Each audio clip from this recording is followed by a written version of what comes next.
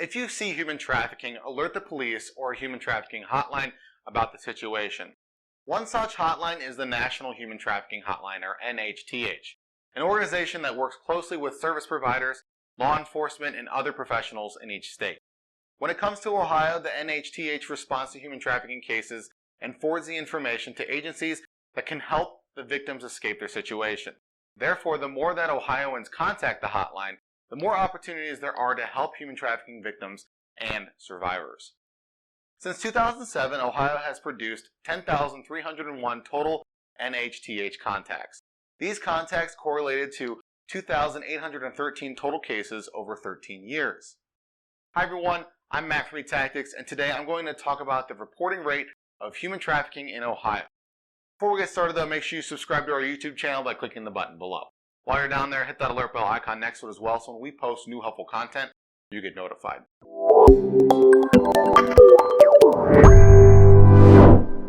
The NHTH keeps track of all substantive communications related to human trafficking every year. These communications are also known as signals. Substantive signals do not include hang-ups, wrong numbers, missed signals, and any undetermined reasons for the contact.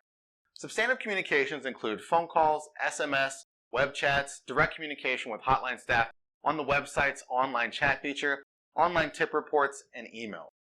In 2020, the NHTH received a little over 1,000 substantive contacts. These include 808 phone calls, 151 text messages, 51 completed standard online forms, 59 emails, and 18 web chats. In turn, these contacts correlated to 110 human trafficking cases during that year. As you can probably guess, signalers notify the NHTH of a potential situation. In 2020, Ohio produced the 6th largest signal volume out of all 50 states and Washington, D.C.